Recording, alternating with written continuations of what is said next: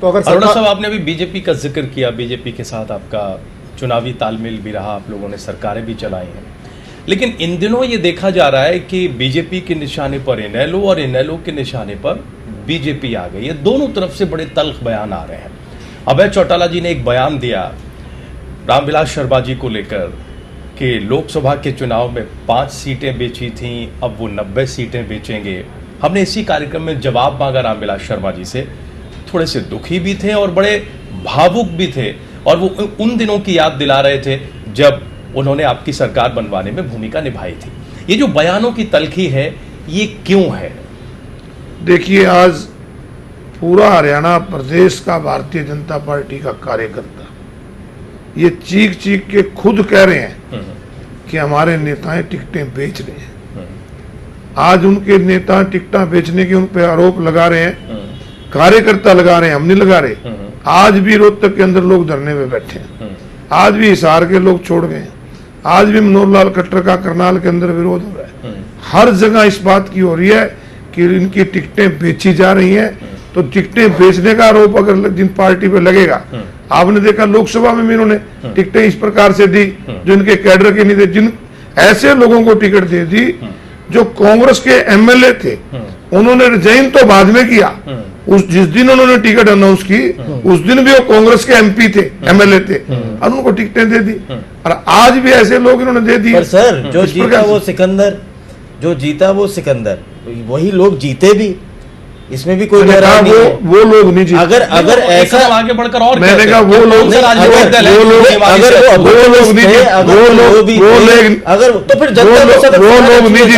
नहीं जीते, ये नरेंद्र मोदी जीते हैं।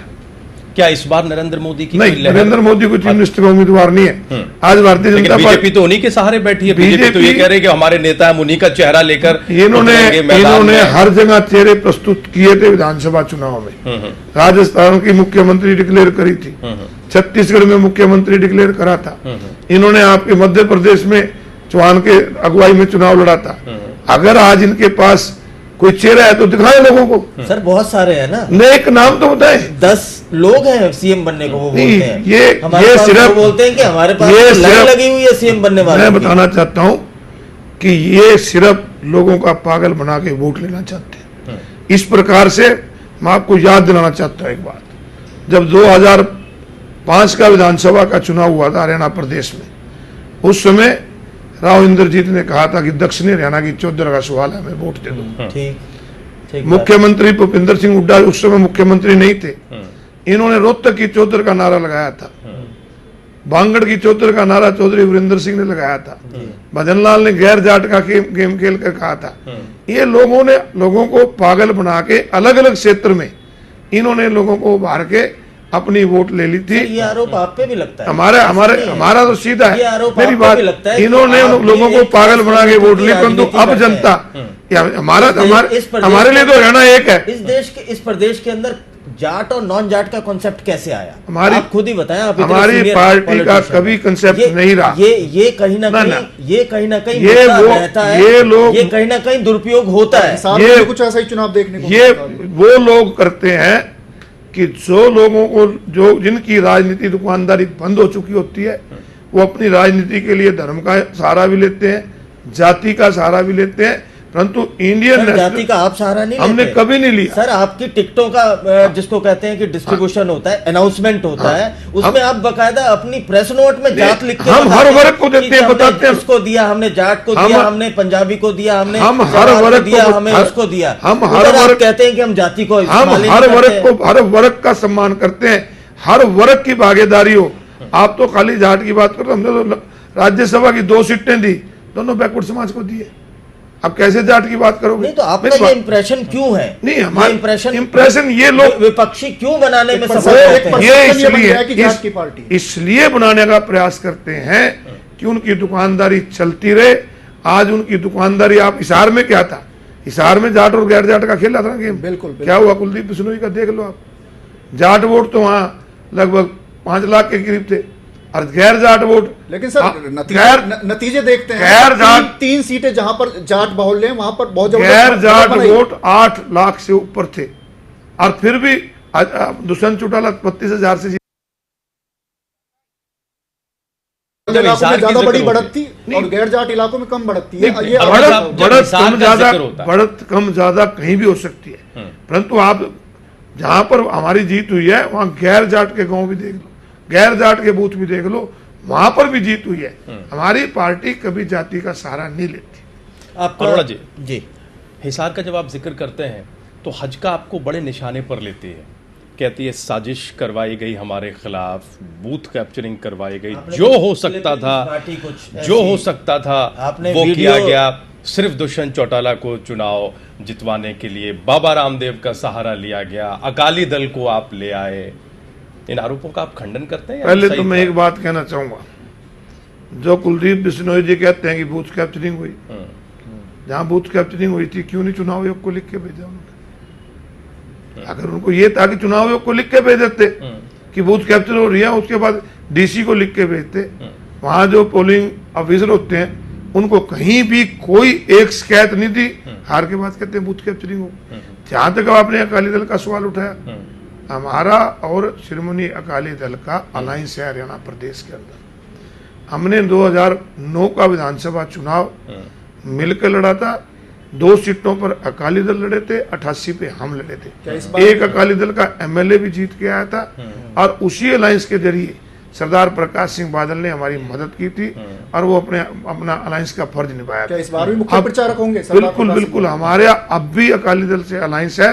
और क्योंकि हमारे चौधरी देवीलाल के पुराने साथी हैं, हम तो उनकी इज्जत चौधरी देवीलाल की तरह करते हैं और उसी प्रकार से हमारी वो मदद करने हमारे बीजेपी उन पर लेकिन दबाव बीजेपी बना रही है इस कि पर आप हरियाणा आपत्ति मत जता रही है। जाइए, हरियाणा मत प्रचार बीजेपी करिए। अपने गठबंधन का धर्म सिखा रही है, कह रही है कि नहीं आना चाहिए अकाली दल को। मुझे समझ नहीं लगती कि आप भी ऐसा प्रश्न पूछते हैं।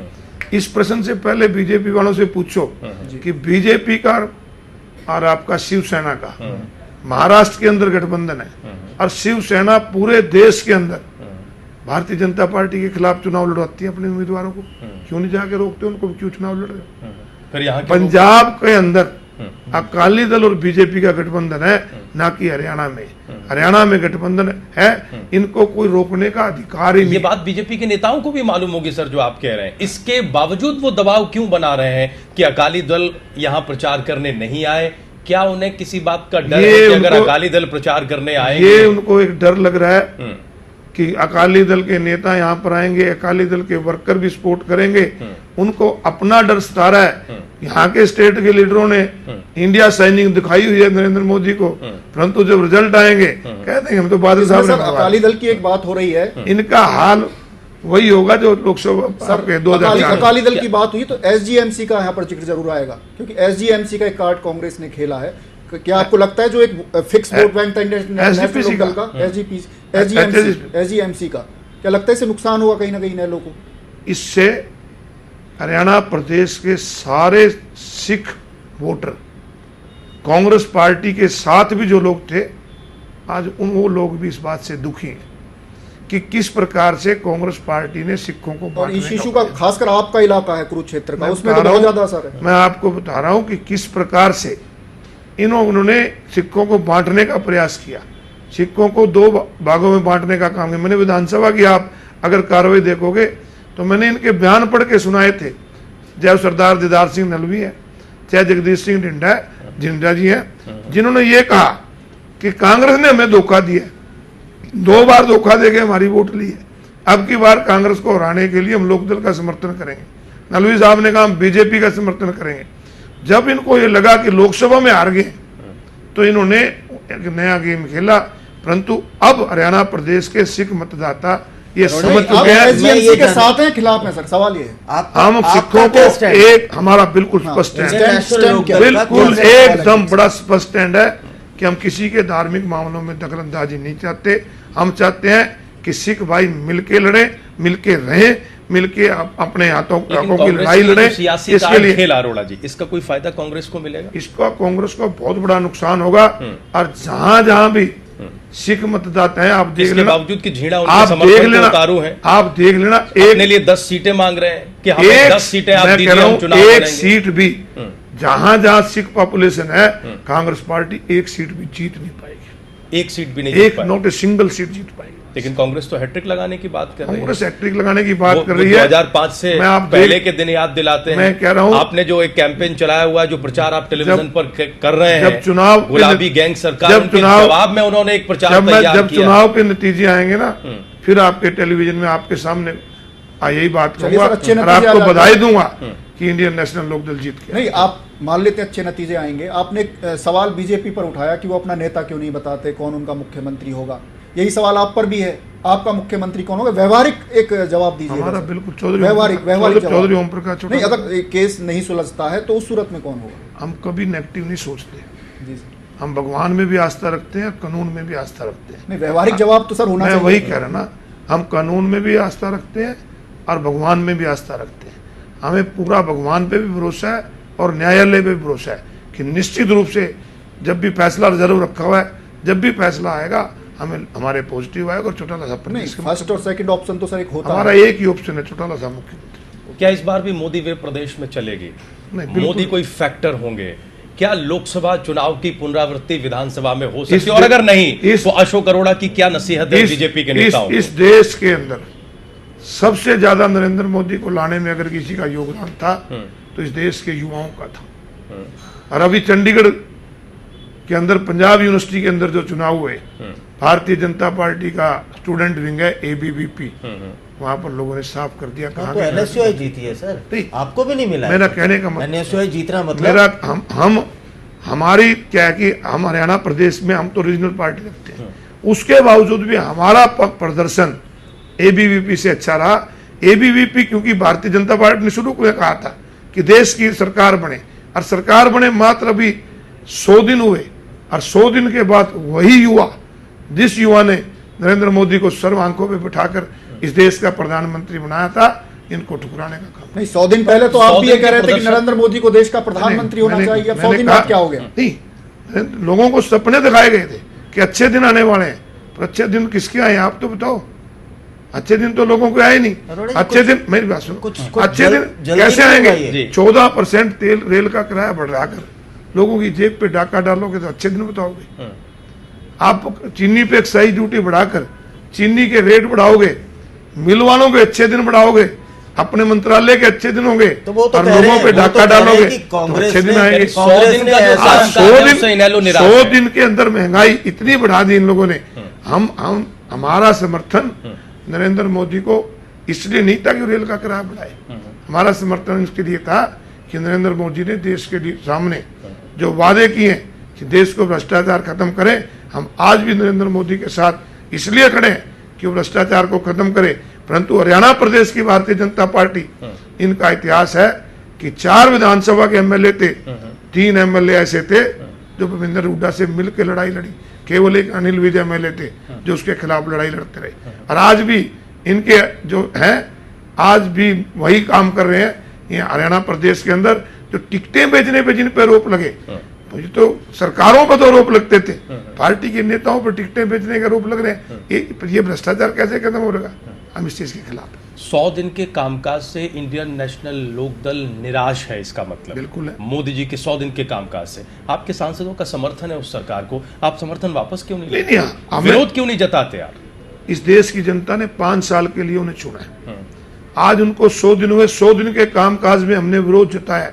हमारे मेंबर पार्लियामेंट ने रेल का किराया बढ़ा तो उसका भी विरोध किया था। ठीक है। एक्साइज ड्यूटी चीनी पे जब इन्होंने बढ़ाई थी उसका भी विरोध किया था। हम अपना विरोध जताते हैं और समर्थन भी देते अपनी, हैं। हम चाहते हैं कि सुधार के लिए उनको टाइम दे, परंतु जहां तक विरोध है, विरोध के लिए विरोध आपकी करें। सहयोगी पार्टी भी उनका अलायंस है, इसका मतलब वो किसका? अकाली हमारा दल- कोई अलायंस? अकाली दल। अकाली दल का अलायंस है। हमारा सहयोगी पार्टी है। हमारा हरियाणा के अंदर अलायंस है उनके साथ।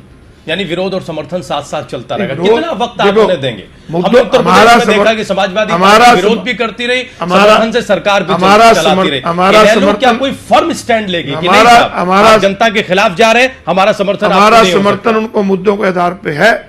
और लेकिन आप तो कह रहे हैं कि मुद्दों से भटक रही है नहीं, बीजेपी। मुद्दों से भटक रही है, उसका हम विरोध कर रहे हैं, परंतु हम उनकी अभी 100 दिन हो गए। अरोड़ा जी, एक चीज हम और चाहते देखने हैं में आती है। कि अब मोदी जी इस कमान को और संभालें, भ्रष्टाचार हरियाणा का भी खत्म करें और देश का भी खत्म करें।